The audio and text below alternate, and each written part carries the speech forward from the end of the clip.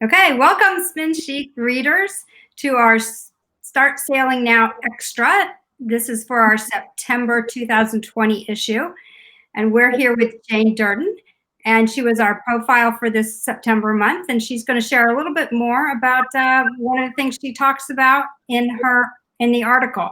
So welcome, Jayne. Thanks, Beth. Really great to be here with you.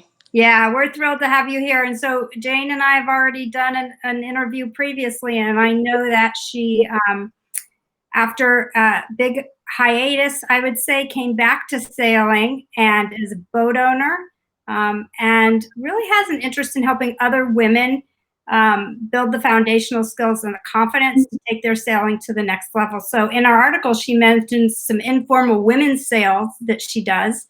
And in this extra, she's going to tell us more about those sales and how they go. And go ahead, Jayne. Tell us what you got going.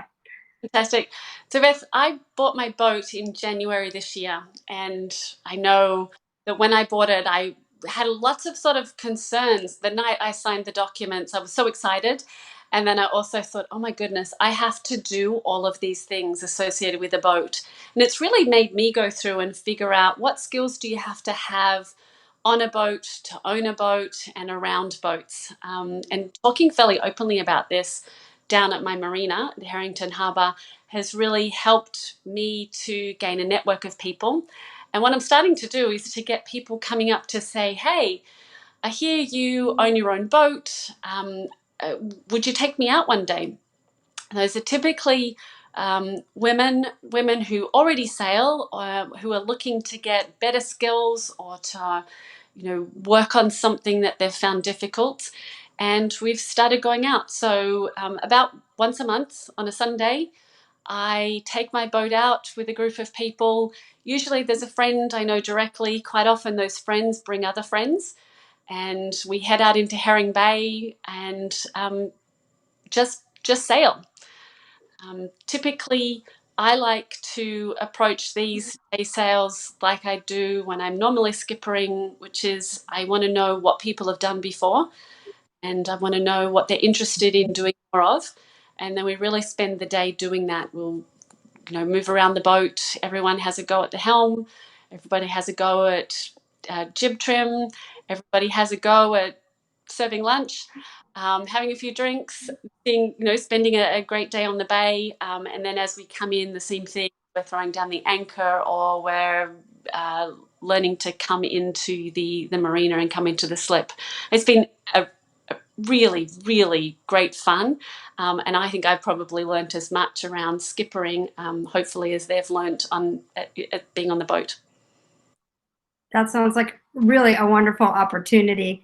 I know, especially with things like anchoring or coming into the dock, sometimes you only do them when you need to do them. So tell me a little bit about, how it is just to go do that for the heck of it. Yeah. So look, when I bought my boat, there were two things that quite literally sort of scared me. One was maintaining my engine, and the second one was not getting out, but certainly getting into the slip. I'd had some experiences before, and I knew that other people that I'd sailed with had helped me, or they'd been the one at the helm, and it was now my job. And so in February, when I took delivery of the boat and brought it down, I made myself really focus on learning how to dock this boat. I spent one day with a friend. We went in and out of the fairway, in and out of the slip. We tried it different ways. We backed it in, we brought it in forwards. We messed around with the dock lines to make sure that I was really comfortable with it. The next time we took it out in what turned out to be nearly 25 knot winds in the slip. The boat did a 360, and I realized that I was, needed to practice more at that. And it's been really interesting. I'm quite comfortable now bringing it in. I really just learnt so much by doing it over and over and over again, because I realized that's how I know how to sail the rest of the boat. Really just needed to give myself that experience with the part of the boat I had less experience with, and that was docking. So I'm a bit more elegant than I was a few months ago. Well, that's very encouraging for all of us to hear. And I know you're a big fan of repetition. And I think when you go out to sail, you're probably going to get plenty of chances to practice tacking, but you might not get plenty of chances to practice docking or plenty of chances to practice anchoring. Is Yeah. there one spot on the boat, one job on the boat that you find that your guests are most anxious to get some repetition with? Yeah, being on the helm. For a lot of people, if they don't own a boat or haven't been on the helm before, that's somebody else's job, and they might get a turn at it, but not consistently. So for a lot of the women that I take out in particular, they've been given the job of handling a jib sheet for the day, and they've never really had an extended period of time to be behind the helm. So going out and across between Herring Bay and Poplar Island, we sort of go through a few of the skills of being behind the helm, sighting on the horizon, using the compass, using the wind direction to also give you some indication of how to be behind the helm. And it's been great. I've got one of my friends in particular. Holly came out and she wanted experience behind the helm and ended up being on the helm the entire day, which was absolutely fantastic. It was just wonderful to watch her really grow in confidence and in skills and capability just from literally a long afternoon out on the bay. Yeah, that's great. It's time on the water, but it's time on the water doing Yeah. particular jobs on the boat too, right? So if this sounds like something that a sailor, a woman or any sailor wants to try and find an opportunity like that, do you have any advice on how they could tactfully say it when they're out on a boat, or how they could approach somebody else at their sailing club, or just do you have any tips on how to kind of set yourself up to be in a position where you get those opportunities? Yeah, look, I take the lead of a number of the people that have approached me, and it's not just women; it's also guys that have done it. If someone Mhm.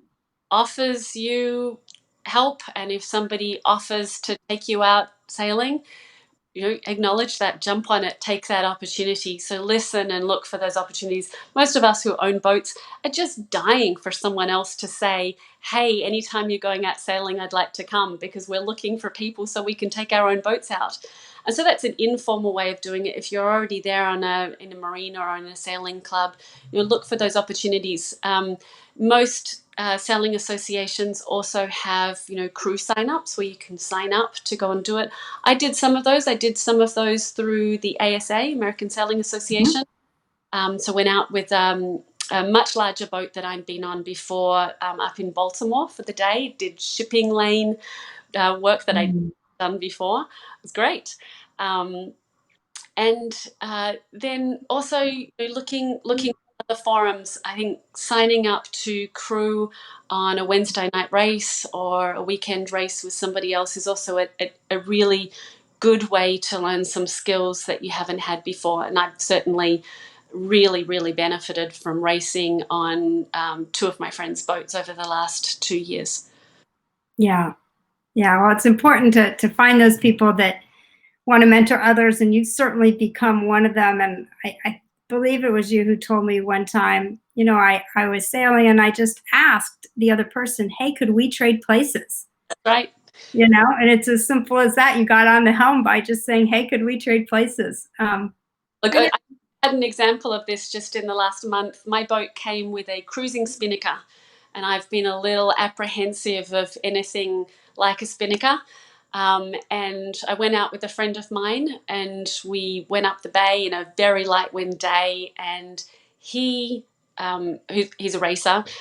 He helped to rig and then launch the Jenica while I was on the helm.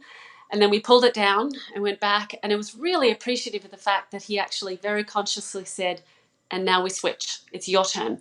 You go up there mm, and you launch it, because now I know that not only can I handle that myself from the helm, but I can also rig it and get it to fly from the bow, which is really great.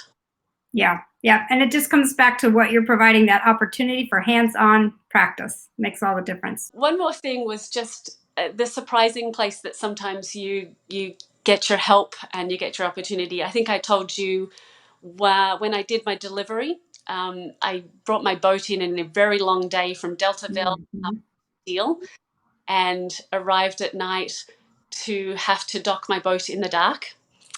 And I'll be forever thankful for the girlfriend of mine who stood on the dock at about 10 o'clock at night and in a very clear, quiet voice just talked me into the dock.